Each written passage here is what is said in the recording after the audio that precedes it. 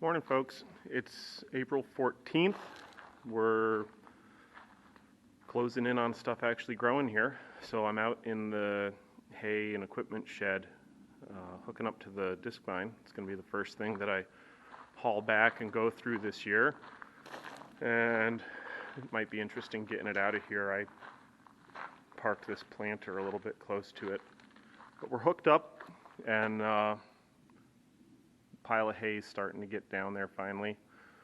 It's been a real tough year in Connecticut for hay, and this is not our best work, but we're having to feed it anyway because you just can't.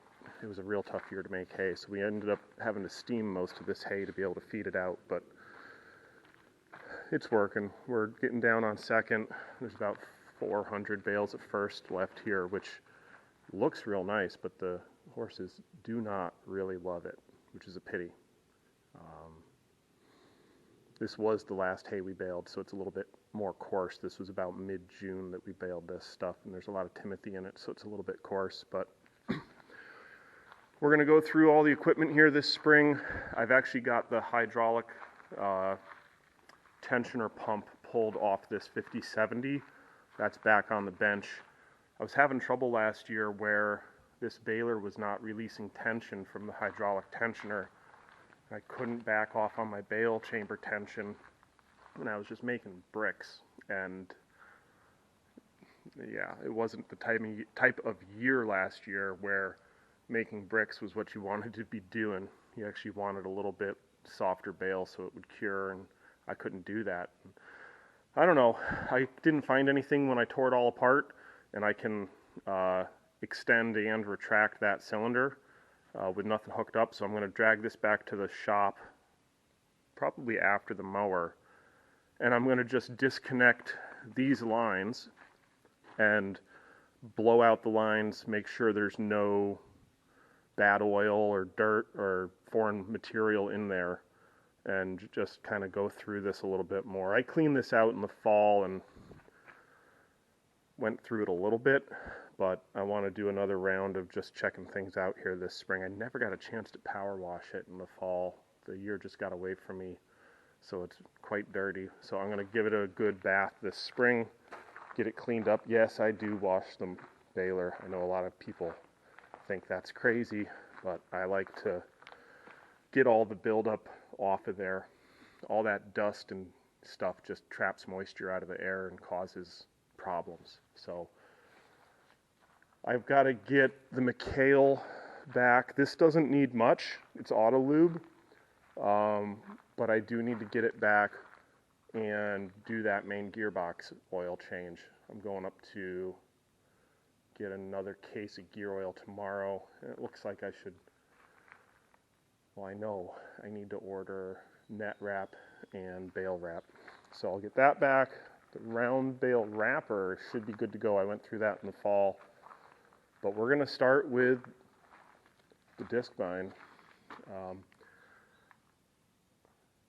Tedder shouldn't need anything, especially we're actually trading that in. I should have a new tedder here. I'll show you guys in a couple weeks maybe.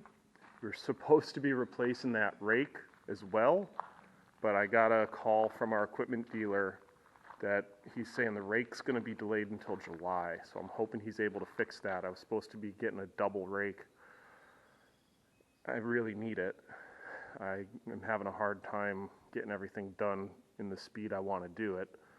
So I really need to get that double rake, but you know, it is what it is. And I got a soft tire there on the baler. I got to order a backup tire to have on the shelf. And I'm trying to sell that fertilizer spreader.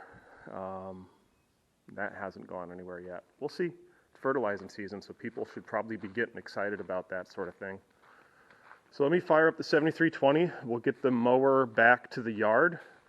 And yeah, I'll show you what I look at when I'm going through things on these mowers. Okay, folks, so I bought this mower in 2013, I think. Love it. I think Krone makes really awesome stuff. So what I've got to do on this, I've just got the PTO tied up out of the way at the moment. Clean that up a little bit, grease that.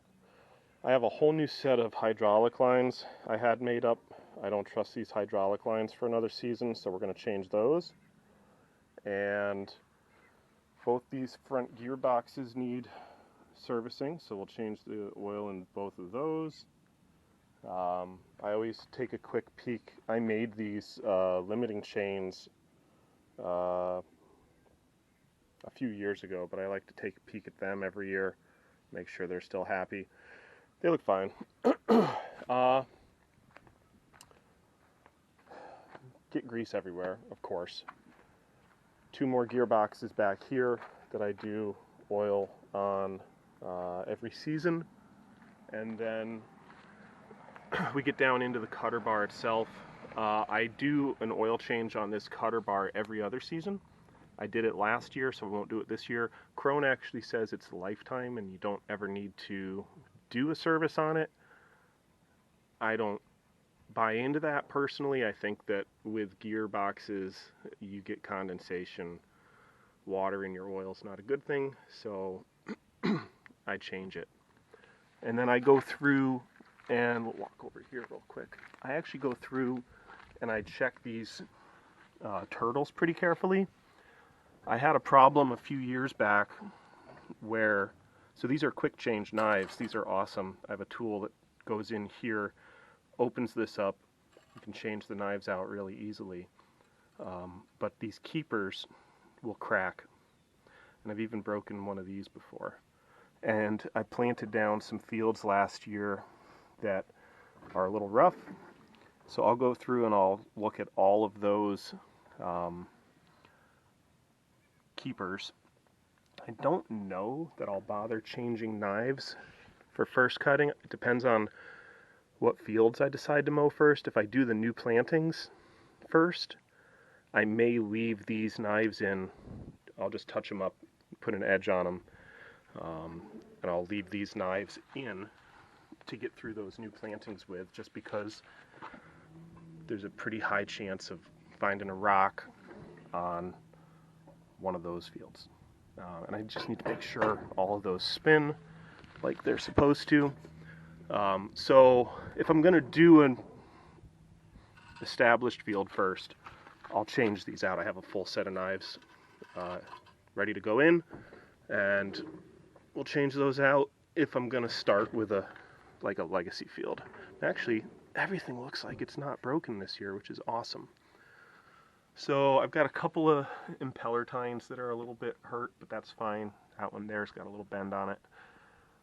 It's not the end of the world. It's not hitting anything. Probably trade this machine in another year or two while it's still in relatively good shape, and get into the newer technology. But for right now, I love this thing. So do my oil changes. I'll show you what that looks like. And I want to clean up the end of this cylinder and paint that. It looks like I've got a little bit of a leak on the end of that cylinder. I may have to rebuild that cylinder this year because we're losing a little oil out of her. I changed these lines last year. Yeah, that's about what I've got to go through on this. So I'll show you what it looks like when we get into the oil changes. So when I do gearbox oil changes, I'm a believer in pulling out your fill plug first, or your fill level plug first, just to see, you know, what the situation is. Did you lose oil over the, no, so, you know, that's always a question, is when there's that much oil comes out, is that an indication of how much condensation formed in there over the course of a year that it drives the oil level up that much? Or is it just a function that I'm not entirely flat at the moment, and maybe I filled this when I was more flat? It's hard to say, but you can say the oil coming out of there looks good.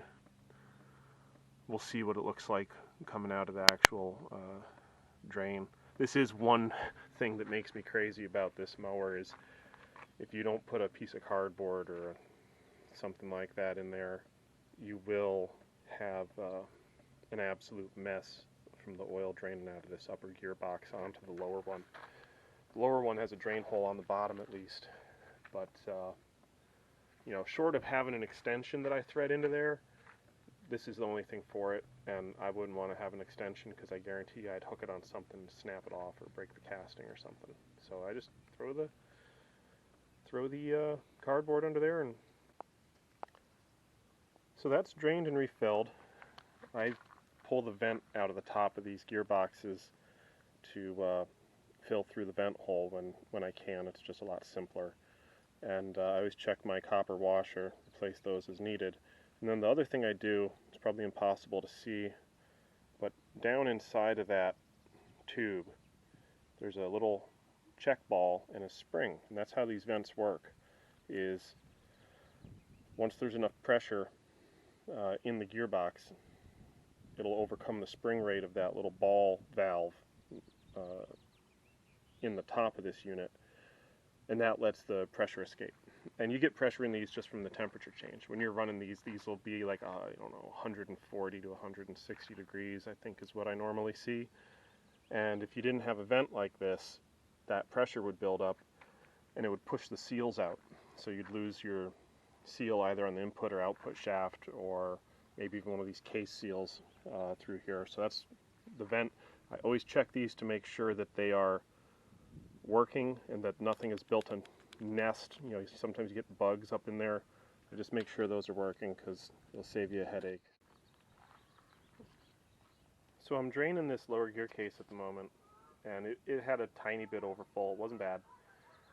And while I'm letting that drain at least once a year, I should probably do it more often, but at least once a year, I like to go ahead and pull these covers back on the PTO shields. If you've never done that before, folks, you really should, you know, periodically take a look. All you have to do is take that screw out that I did. This will turn and line up with these lock tabs so you can slide your whole PTO shield back. See, that's the part that sticks through right there. And slide your PTO shield back. Check this all out. Make sure that your locking roll pin is still happy. Give a wiggle. Make sure your U-joints are still good. I've got a tiny bit of play on that shaft, but this is a slip clutch, so I suppose that's entirely to be expected. But you can see I don't have too much play in, I don't really have any play in the U-joint. I'll take a rag and I'll clean up some of that grease, wipe things out, and then get a new round of grease in that. Really important to check these at least once a year for a safety thing. I should probably do it more than once a year, but life gets in the way.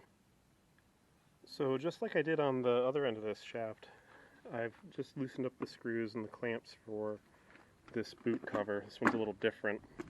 I've pulled it back, roll pins in fine shape, U-joints in good shape.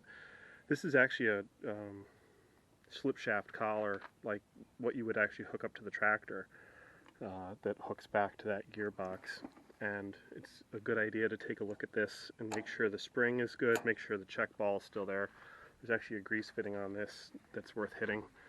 And then in there is another bearing, and I just clean out all the old grease, make sure that the grease fitting is accessible, and then I run new grease in that and watch it come out.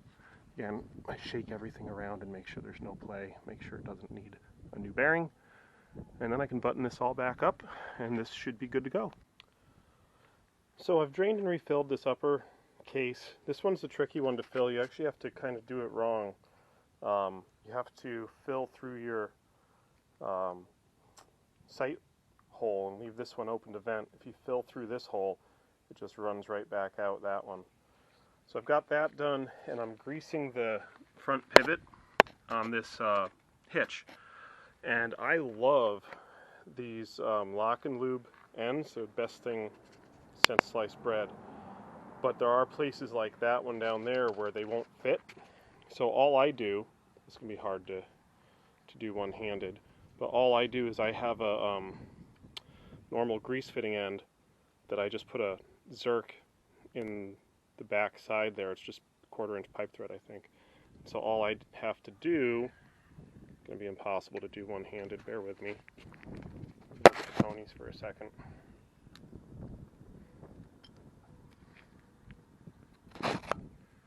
All I do is couple that back to the lock and lube, and you got a normal end, and away you go.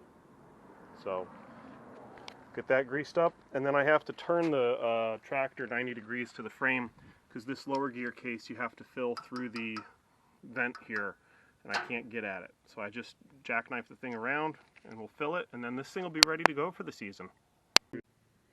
Okay, this thing is serviced up. I did go ahead and change out the hydraulic lines. I had to move this shutoff valve, this lock valve for the tongue swing. It used to go on that end, but it wouldn't work with the fittings that I had for the couplers to the tractor. So I put it over here, and actually in my mind it makes a lot more sense to have it on this end, because if this hose blew, you'd never be able to lock the tongue anyway. So those lines are all new, much better, much shorter, less in the weeds. I've got to just wipe off some drips of oil. All the gearbox oil's changed, and I went around and I retorque every year these bolts. One year I had one of those, or a couple of them, loosen up on me, and so now every year I put the 210 Newton meters into the torque wrench. I go around and I check. I had 3 of them that moved a tiny bit on the lower gearbox. Everything else was tight. So at this point I just have to run around it with the grease gun, check tire pressures, and park it back in the shed, and it's ready to go as soon as the grass is ready. Okay, gang, that's the mower serviced. We're ready to move on to the next stuff, and so as I have time to start dragging equipment out here and going through it, I'll show you how we do that, and then before you know it, we're going to be mowing and round baling. So something new for us here at the farm we started doing last year, and I'm still learning a little bit about it, but we'll see how we make out. Thanks for joining in. I know it's been a little while since I did a video, but last year was pretty crazy. So we'll see how this year goes, and thanks for joining, and hope you enjoy some of this. See ya.